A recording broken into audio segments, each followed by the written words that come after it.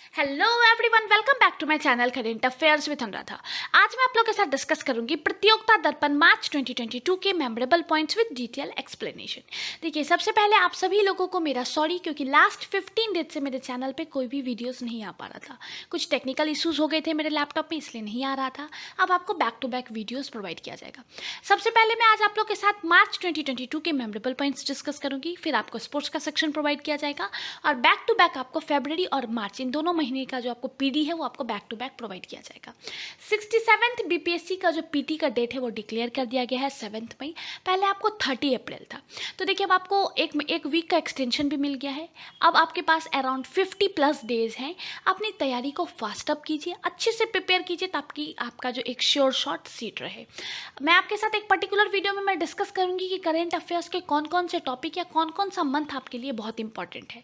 देखिए, पहले ही मैं आपको बता दूं कि ये जो आपको जनवरी टू अप्रैल का जो टाइम रहेगा ये तो बहुत इंपॉर्टेंट करेंट अफेयर्स है, क्योंकि आप इस टाइम पे देखिएगा बिहार का बजट आया है, बिहार का इकोनॉमिक सर्वे आया है, यूनियन गवर्नमेंट का अगर आपको इकोनॉमिक सर्वे आया है, बजट आया है। मैं इसके ऊपर भी आपको एक पर्टिकुलर वीडियो बना के दूंगी जिसमें आपको बहुत सिंपल लैंग्वेज में आपको ये जो है इकोनॉमिक सर्वे बिहार का, फिर आपको यूनियन का है, ये सब आपको मैं प्रोवाइड करूँगी।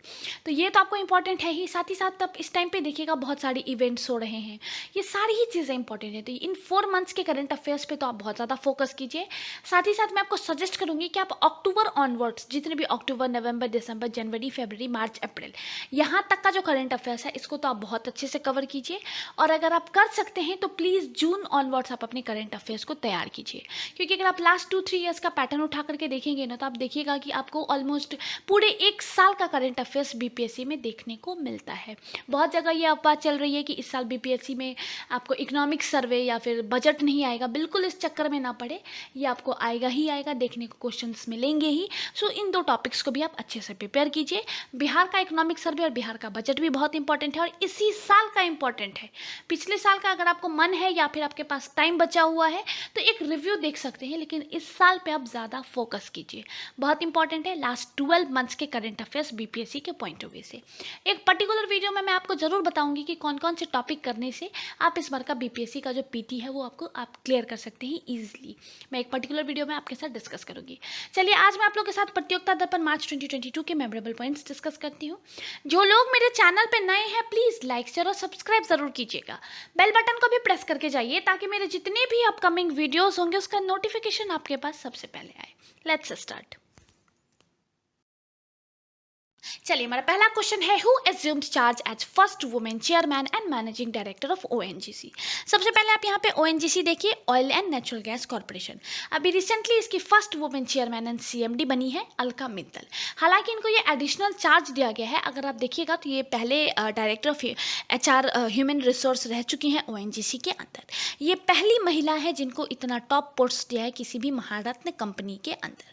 चलिए, हमारा नेक्स्ट क्वेश्चन है, who has been appointed as new chairman and CEO of railway board. तो विनय कुमार त्रिपाठी जी को रिसेंटली अपॉइंट किया गया है new chairman and CEO of railway board. अगर मैं आपको इनके बारे में बताऊं तो 1983 बैच के ये आईआरएस ऑफिसर हैं। रिसेंटली इनको अपॉइंट किया गया है। और चलिए, हमारा नेक्स्ट क्वेश्चन है, who has been appointed as new ISRO chief. बहुत इंपॉर्टेंट है, न्यू इसरो चीफ अभी अपॉइंट किए गए हैं एस सोमनाथ जी। इन्होंने रिप्लेस किया है, सक्सीड किया है के सिवान को। अगर मैं आपको एस सोमनाथ जी के बारे में बताऊं तो ये 10th इसरो के चेयरमैन रहे हैं। अभी रिसेंटली बहुत ज़्यादा ये न्यूज़ में भी रहे थे। चलिए, हमारा नेक्स्ट क्वेश्चन भी बहुत इंपॉर्टेंट है। हमारा नेक्स्ट क्वेश्चन है, India's first crypto currency index has been launched name. देखिए, इंडिया का पहला क्रिप्टो करेंसी इंडेक्स जो है, जिसका एक ऐप है क्रिप्टो करेंसी की इंडिया के अंदर, क्रिप्टो वायर, इसके द्वारा इंडिया का पहला crypto currency index recently launch किया गया है।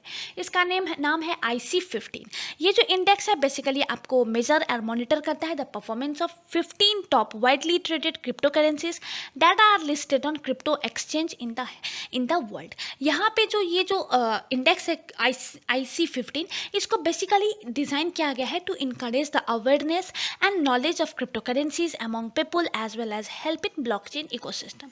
इस इंडेक्स में आपको government committees that comprises leading domain expert, academician, industrial participation जो है, इनको भी इसमें इंक्लूड किया गया है। चलिए, हमारा नेक्स्ट क्वेश्चन भी इंपॉर्टेंट है, what was the theme of national youth day 2022। देखिए, पहले आप जान लीजिए कि नेशनल यूथ डे जो है वो आपको सेलिब्रेट कब किया जाता है। तो नेशनल यूथ डे आपको 12 जनवरी को हर एक साल सेलिब्रेट किया जाता है। इस साल भी सेलिब्रेट किया गया था। 12 जनवरी जो है ये बर्थ एनिवर्सरी है स्वामी विवेकानंद जी की। इनकी बर्थ एनिवर्सरी को हम लोग नेशनल यूथ डे के रूप में सेलिब्रेट करते हैं। इस साल इसका थीम है it's all in the mind. देखिए, मैं आपको बता दूं कि गवर्नमेंट ने 1984 में नेशनल यूथ डे को डिक्लेयर किया था और 12 जनवरी को नेशनल यूथ डे डिक्लेयर किया गया था। ये डे जो है वो स्वामी विवेकानंद जी की बर्थ एनिवर्सरी है। इस डे को बेसिकली उनको encourage, recognise and honour the teaching of Vivekananda ji के लिए इस डे को नेशनल यूथ डे के रूप में डिक्लेयर किया गया था। इसका थीम भी बहुत इंपॉर्टेंट है। नेक्स्ट क्वेश्चन है हमारा, how many Padma awards has been announced in 2022। देखिए, मैंने पद्मा अवार्ड्स को डिटेल में आपके साथ डिस्कस किया हुआ है। अगर आपने नहीं देखा है तो पढ़ाई कार्ड में मैं आपको लिंक प्रोवाइड करूंगी, जा करके ज़रूर देख लीजिएगा। इस साल अगर आप देखिएगा तो टोटल 128 जो पद्मा अवार्ड्स थे इस साल आपको जो है वो आपको अनाउंस किए गए थे। देखिए, पद्मा अवार्ड्स में आपको 3 तरीके के अवार्ड आते हैं, पद्म विभूषण, पद्म भूषण एंड पद्मश्री। तो देखिएगा, इन ये जो तीनों अवार्ड्स है मैंने आपको डिटेल में वहाँ पे डिस्कस किया हुआ है, एक बार आप जा करके ज़रूर देख लीजिए। यहाँ पे मैं आपको थोड़ी सी इन्फॉर्मेशन यहाँ पे प्रोवाइड कर देती हूँ। अगर आप पद्म विभूषण देखिएगा तो इस साल 4 लोगों को दिया गया है, पद्म भूषण आपको 17 लोगों को दिया गया है और रेस्ट जो है, जितने रेस्ट आपको बचा है वो आपको पद्म श्री लोगों को दिया गया है। ये 3 अवार्ड्स हैं, बहुत इंपॉर्टेंट है। यहाँ पे आपको बेसिकली इंपॉर्टेंट होता है कि किस पर्सन को कौन सी कैटेगरी में और कौन से स्टेट या कंट्री से वो बिलोंग करते हैं, तो ये अवार्ड क्यों दिया गया है। ये 3 पॉइंट आपको बहुत इंपॉर्टेंट है पद्मा अवार्ड से। इन तीनों पॉइंट को मैंने आपको पद्मा अवार्ड के एक पर्टिकुलर वीडियो में डिस्कस किया है, ऊपर आई कार्ड में लिंक प्रोवाइड करूंगी, जा करके ज़रूर देख लीजिए। चलिए, मेरा नेक्स्ट क्वेश्चन है, how many new districts have been announce to be formed in Andhra Pradesh. तो रिसेंटली 13 न्यू डिस्ट्रिक्ट जो है, 13 न्यू डिस्ट्रिक्ट्स अनाउंस किए गए हैं आंध्र प्रदेश में फॉर्मेशन के लिए। अगर आप देखिए, अभी एट प्रेजेंट अगर आप देखिएगा तो आंध्र प्रदेश के अंदर आपको 13 डिस्ट्रिक्ट्स हैं। उन्हीं को थोड़ा सा बाइफर्केट करके उनकी बाउंड्रीज को डिलिमिटेशन करके उनकी बाउंड्रीज को 13 न्यू डिस्ट्रिक्ट्स बना दिए जाएंगे और टोटल आंध्र प्रदेश के अंदर अब आपको 26 डिस्ट्रिक्ट्स रहेंगे। चलिए, नेक्स्ट है हमारा, सुभाष चंद्र बोस आपदा प्रबंधन पुरस्कार 2022 has been announced, has been awarded to. देखिए, आपदा प्रबंधन जो सुभाष चंद्र बोस आपदा प्रबंधन पुरस्कार है, अगर आप इंस्टीट्यूशनल कैटेगरी में देखिएगा तो Gujarat institute of disaster management को दिया गया था। वहीं अगर आप इंडिविजुअल की कैटेगरी में देखिएगा तो प्रोफेसर विनोद शर्मा जी को दिया गया था। देखिए, आपको मैं बता दूं कि ये अवार्ड जो है वो 23 जनवरी को, जो कि बर्थ एनिवर्सरी थी नेताजी सुभाष चंद्र बोस जी की, इसी दिन इसको अनाउंस किया गया है। इंस्टीट्यूशनल कैटेगरी में दिया गया Gujarat institute of disaster management को। यहाँ पे Gujarat institute of disaster management को 51 लाख रुपीज़ का कैश प्राइज और certificate in case of institutional दिया गया था। वहीं अगर आप इंडिविजुअल की कैटेगरी में देखिएगा तो विनोद शर्मा जी को दिया गया है 5 लाख रुपए और एक आपको सर्टिफिकेट दिया गया है इंडिविजुअल की भी कैटेगरी में। 2012 में Gujarat institute of disaster management को इस्टेब्लिश किया गया था। बेसिकली इस इंस्टीट्यूट का काम है working to enhance the disaster risk reduction capacity of Gujarat. वहीं अगर आप प्रोफेसर विनोद शर्मा जी के बारे में बात करेंगे तो सीनियर प्रोफेसर है Indian institute of public administration and vice chairman of Sikkim state disaster management authority के वाइस चेयरमैन भी है। चलिए, नेक्स्ट क्वेश्चन भी हमारा बहुत इंपॉर्टेंट है, who won world games athlete of the year 2021 honour. 2021 honour, ये जो अवार्ड है आपको PR श्रीजेश को दिया गया है। अगर मैं आपको PR श्रीजेश के बारे में बताऊं तो ये आपको इंडियन हॉकी टीम के जो है वो गोलकीपर हैं। अभी रिसेंटली इस अवार्ड से इनको नवाजा गया है। ये देखिए, ये बहुत प्राउड मोमेंट है इंडिया के लिए, क्योंकि ये सेकेंड इंडियन है जिनको ये अवार्ड दिया गया और ये फर्स्ट मेल प्लेयर है जिनको इस world game athlete of the year 2021 के अवार्ड से नवाजा गया है। इससे पहले मैं आपको बता दूं कि हॉकी की जो कैप्टन है Rani Rampal, Indian women's hockey team की जो कैप्टन है रानी रामपाल, ये पहली इंडियन बनी थी जिनको ये ऑनर दिया गया था। 2019 के लिए इनको दिया गया था, 2020 में इनको world game athlete of the year 2022 जो थी वो आपको रानी रामपाल रही थी। इंडियन वुमेन्स हॉकी टीम की ये कैप्टन है। चलिए, नेक्स्ट क्वेश्चन है हमारा, who has been appointed the new chief economist of IMF। पहले आप यहाँ पे IMF का फुल फॉर्म देख लीजिए, इंटरनेशनल मॉनेटरी फंड। अभी रिसेंटली इसके अपॉइंट किए गए थे न्यू चीफ इकोनॉमिस्ट, जिनका नाम है पियरे ओलिवर गॉडिंचिस। ये जो है आपको फ्रेंच बॉर्न है, रिसेंटली इनको अपॉइंट किया गया था। ये इकोनॉमिस्ट जो है आपको फ्रेंच बॉर्न है, रिसेंटली इनको अपॉइंट किया गया था। इन्होंने रिप्लेस किया है इंडियन ओरिजिन गीता गोपीनाथ को। नेक्स्ट है हमारा, who has been elected as the new president of European parliament. तो यूरोपियन पार्लियामेंट की न्यू प्रेसिडेंट अपॉइंट की गई हैं रॉबर्टे मोटेरेला। ये थर्ड वुमेन है जिनको हेड बनाया गया है यूरोपियन पार्लियामेंट का। अगर मैं आपको बताऊं तो ये आपको माल्टा से बिलोंग करती हैं और थर्ड वुमेन है जिनको रिसेंटली न्यू यूरोपियन पार्लियामेंट का हेड बनाया गया था, न्यू प्रेसिडेंट बनाया गया था। चलिए नेक्स्ट क्वेश्चन हम लोग देख लेते हैं। Xiomara Castro has been sworn in as the first women president of. तो ये जो है आपको होंडुरास की न्यू फर्स्ट वुमेन प्रेसिडेंट जो है रिसेंटली इनको अपॉइंट किया गया था। चलिए हमारा नेक्स्ट क्वेश्चन है, which Asian country successfully tested a device deemed as artificial sun. तो ये जो आर्टिफिशियल सन है इसको रिसेंटली टेस्ट किया गया था चाइना के द्वारा। नेक्स्ट है हमारा, which south Asian east Asian country declare child marriage illegal. तो रिसेंटली फिलीपींस के द्वारा एक आपको लॉ पास किया गया था जिसके द्वारा इसको डिक्लेयर किया गया था कि यहाँ पे चाइल्ड मैरिज जो है वो आपको इलीगल है। ये जो लॉ है वो आपको साइन किया गया है 6 जनवरी 2022 को। नेक्स्ट है हमारा, Philippines signed a defence deal to buy BrahMos missile system from India for. तो देखिए ब्रह्मोस मिसाइल जो है इंडिया से फिलीपींस खरीद रहा है, इसके लिए एक डील साइन की गई है और ये डील जो है वो आपको $, 375 मिलियन का है। यहाँ पे मैं आपको ब्रह्मोस मिसाइल के बारे में एक से दो चीज़ें और बता देती हूँ। ये जो मिसाइल है इसको मैन्युफैक्चर किया जाता है ब्रह्मोस एरोस्पेस इन इंडिया के द्वारा इसको मैन्युफैक्चर किया गया है। इसको डेवलप किया जाता है Indian defence research and development organisation जिसको हम DRDO बोलते हैं एंड रशियाज NPO के द्वारा इसको जो है आपको डेवलप किया जाता है और रिसेंटली इसके लिए साइन किया गया था $375 मिलियन का और ये इंडिया का फर्स्ट सिग्निफिकेंट डिफेंस एक्सपोर्ट है। बहुत इंपॉर्टेंट है इंडियन डिफेंस के पॉइंट ऑफ व्यू से। चलिए हमारा नेक्स्ट क्वेश्चन भी इंपॉर्टेंट है। हमारा नेक्स्ट क्वेश्चन है, which 3 countries shared a top spot on global corruption perception index 2021 as the least corrupt countries. सबसे पहले देखिए कि global corruption perception index release कब किया गया था। ये आपको 26 जनवरी को इस साल रिलीज किया गया था। ट्रांसपेरेंसी इंटरनेशनल के द्वारा ये जो ग्लोबल करप्शन परसेप्शन इंडेक्स है इसको रिलीज किया जाता है।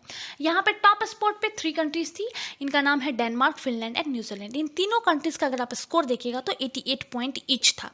वहीं अगर आप देखिएगा तो इस इंडेक्स में बेसिकली आपको रैंक जो है 180 कंट्रीज और टेरिटरीज को डिफरेंट पैरामीटर्स के बेसिस पे यहाँ पे आपको स्कोर दिया जाता है। अगर आप इंडिया का रैंक देखिएगा 2021 में तो 85 था, इंडिया ने 1 रैंक जो है 1 प्लेस अपने आप को इम्प्रूव किया था। वहीं 2020 में देखिएगा तो आपको 86 रहा था। साउथ सूडान जो है वो मोस्ट करप्ट कंट्री, इस लिस्ट में सबसे लास्ट पोजीशन पे साउथ सूडान है, मोस्ट करप्ट कंट्री है वो। चलिए नेक्स्ट हमारा, which team won women's Asia cup hockey title this year. देखिए ये जो टाइटल है इस साल जापान ने अपने नाम किया है। ये जापान का तीसरा women's Asia cup hockey title है। इससे पहले अगर आप देखिएगा तो 2007 में और 2013 में ये टाइटल जापान ने अपने नाम किया था। यहाँ पे एक और इंपॉर्टेंट पॉइंट है कि जापान की टीम की कैप्टन कौन थी। तो जापान की टीम की कैप्टन थी यूरी नागाई। ये जापानीज टीम की कैप्टन थी जिन्होंने ये टाइटल अपने नाम किया था। यहाँ पे एक इंपॉर्टेंट देखिए जापान तो विनर रहा था, रनर अप आपको रहा था साउथ कोरिया, लेकिन इंडिया का परफॉर्मेंस बहुत अच्छा रहा था।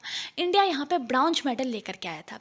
यहाँ पे एक और इंपॉर्टेंट अनाउंसमेंट किया गया था, वो भी मैं आपके साथ डिस्कस कर लेती हूँ।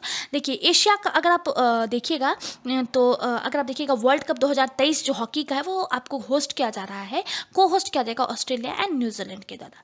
यहाँ पे जो एशिया कप फाइनल्स की जितनी भी सेमीफाइनलिस्ट 4 जो कंट्रीज हैं सेमीफाइनलिस्ट, इनको यहाँ पे डायरेक्ट एंट्री दी गई थी 2023 के वर्ल्ड कप के लिए, जो कि आपको को होस्ट किया जा रहा है ऑस्ट्रेलिया एंड न्यूजीलैंड में इसको को होस्ट किया जाएगा। चलिए हमारा नेक्स्ट क्वेश्चन देख लेते हैं, who won Australian open men's single title 2022। देखिए मैंने ऑस्ट्रेलियन ओपन इस बार जो है 2022 का, इसके ऊपर भी एक पर्टिकुलर वीडियो बनाया जहाँ पे मैंने आपको मेंस वुमेन्स इनका टाइटल डिस्कस किया था, मिक्स का भी टाइटल डिस्कस किया है। साथ ही साथ यहाँ पे एक और इंपॉर्टेंट पॉइंट है, कौन सी कंट्री से ये प्लेयर बिलोंग करते हैं, तो इसको मैंने एक पर्टिकुलर वीडियो में डिस्कस किया है। अगर आपने नहीं देखा है तो ऊपर आई कार्ड में मैं आपको इसका भी लिंक प्रोवाइड करूँगी, जा करके ज़रूर देख लीजिएगा। यहाँ पे अगर आप Australian open men's single title देखिएगा तो राफेल नाडाल ने अपने नाम किया था। वहीं रनर अप आपको रहे थे डैनियल मेडवेडेव, यहाँ पे आपको रनर अप रहे थे। राफेल नाडाल जो है वो आपको स्पेन से बिलोंग करते हैं। ये इनका 6th ऑस्ट्रेलियन ओपन 2022 था। इसी के साथ इन्होंने बहुत सारे रिकॉर्ड ब्रेक किए। ये एक ऐसे सिंगल टेनिस के प्लेयर हैं, ये एक ऐसे सिंगल प्लेयर हैं जिनके नाम 21 tennis grand slam single title है। इससे पहले ये टाइटल जो है ये जो रिकॉर्ड है वो रॉजर फेडरर, नोवाक जोकोविच के नाम था, क्योंकि इन दोनों ने 2020 जो ग्रैंड स्लैम से अपने नाम किए थे। लेकिन इस रिकॉर्ड को ब्रेक किया है राफेल नाडाल नाडाल ने, अब राफेल नाडाल के पास 21 grand slam, tennis grand slam titles इनके नाम थे सिंगल्स के। इसी के साथ राफेल नाडाल अगर आप देखिएगा तो ये 4th मैन बने हैं जिन्होंने जितने इनके, देखिए टेनिस में 4 ग्रैंड स्लैम होता है, ये भी मैंने आपके साथ डिस्कस किया हुआ है। ये 4 ग्रैंड स्लैम्स जो है ये पहले पर्सन बने हैं जिनके नाम 4 ग्रैंड स्लैम्स 2-2 बार इनके नाम है। तो ये भी इन्होंने दो इंपॉर्टेंट रिकॉर्ड यहाँ पे बनाया था। यहाँ पे एक और इंपॉर्टेंट देख लीजिए, Australian open women's single title जो है एस्ले बार्टी ने अपने नाम किया था। ये पहली ऑस्ट्रेलियन थी जिन्होंने ऑस्ट्रेलिया ओपन, जो कि इनका होम अगर आप देखिएगा होम ग्रैंड स्लैम है, 44 साल के बाद ये अपने नाम किया था इन्होंने। और अगर मैं आपको एस्ले बार्टी के बारे में बताऊँ तो ये ऑस्ट्रेलिया से बिलोंग करती है। तो यहाँ पे जितने भी मेमोरेबल पॉइंट्स के इंपॉर्टेंट क्वेश्चन थे और इंपॉर्टेंट पॉइंट्स थे सारे मैंने आपके साथ डिस्कस कर लिया है। किसी भी पॉइंट पे कुछ डाउट हो मुझे कमेंट सेक्शन में ज़रूर बताइएगा। एज सुन एज पॉसिबल मैं आपके डाउट्स क्लियर करने की पूरी कोशिश करूँगी। अब आपको रेगुलर बेसिस पे जो वीडियोज़ है वो प्रोवाइड किए जाएंगे। पीडी का मुझे पता है बहुत लोग बहुत वेट करते रहते हैं, मैं बहुत जल्दी आपको पीडी का डिटेल एनालिसिस प्रोवाइड करूँगी। अगर आपने मार्च का पीडी उठा करके देखा है तो देखा होगा कि उसमें आपको यूनियन बजट और इकोनॉमिक सर्वे दोनों को बहुत डिटेल में डिस्कस किया गया है। जिनके पास है आप एक बार उसको ज़रूर थ्रोली पढ़ लीजिए। वैसे मैं आपको इसका भी एक डिटेल एनालिसिस प्रोवाइड करूँगी। साथ ही साथ मैं आपको क्वेश्चन फॉर्मेट में भी यहाँ पे प्रोवाइड करूँगी जिससे आप इजीली क्वेश्चन फॉर्मेट में इसको रिवाइज कर सकते हैं। बहुत लीन एंड थीन लैंग्वेज में मैं आपके साथ डिस्कस करूँगी। बिहार इकोनॉमिक सर्वे और बिहार का जो बजट है वो भी मैं आपके साथ बहुत जल्दी डिस्कस करूँगी। कल आपके लिए स्पोर्ट्स का सेक्शन भी अपलोड कर दिया जाएगा और इसके बाद आपको back to back PD provide किया जाएगा। देखिए मैं आपको एक चीज़ बताऊँगी 67th बीपीएससी के पॉइंट ऑफ व्यू से, या फिर अपकमिंग 2-3 मंथ्स में जितने भी एग्जाम्स होने वाले हैं, चाहे वो पीसीएस लेवल का हो या फिर जनरल कॉम्पिटिशन हो, इन सब के बारे में मैं आपको बताऊं कि करंट अफेयर्स का आप एक मैगजीन लीजिए, उसको बार बार पढ़िए। बाकायदा इसके जगह पे मतलब इस चीज़ पे आप कॉन्सेंट्रेट कीजिए। ये नहीं कि आपने 2-3 मैगजीन ले लिया, सबको थोड़ा पढ़ लिया, ऐसा बिल्कुल मत कीजिए। करंट अफेयर्स अपकमिंग एग्जाम्स में बहुत इंपॉर्टेंट रोल प्ले करेगा। तो एक मैगजीन को लीजिए, जो भी मैगजीन आपको अच्छा लगता है आप लीजिए और उसको बहुत अच्छे से पढ़िए, बहुत अच्छे से लिमिटेड टाइम पीरियड के अंदर पढ़िए और बार बार पढ़िए। आप करंट अफेयर्स में बहुत अच्छा स्कोर कर सकते हैं। इवन मैं बताऊं तो करंट अफेयर्स एक ऐसा सेक्शन है जो आपको लीड दे सकता है, तो इसको बिल्कुल इग्नोर मत कीजिए, बहुत अच्छे से कीजिए। 67th बीपीएससी के पॉइंट ऑफ व्यू से मैं आपके साथ डिस्कस करूंगी कि कौन कौन से मैगजीन अच्छा है करंट अफेयर्स के पॉइंट ऑफ व्यू से, अगर आप बीपीएससी का करंट अफेयर्स देखेंगे, और कितने मंथ्स का हमें पढ़ना चाहिए ये भी मैं आपके साथ डिटेल में डिस्कस करूंगी। जो लोग मेरे चैनल पे नए हैं प्लीज़ लाइक शेयर और सब्सक्राइब ज़रूर कीजिएगा। बेल बटन को भी प्रेस करके जाइए ताकि मेरे जितने भी अपकमिंग वीडियोज़ होंगे उसका नोटिफिकेशन आपके पास सबसे पहले आए। Thank you for watching, thank you so much.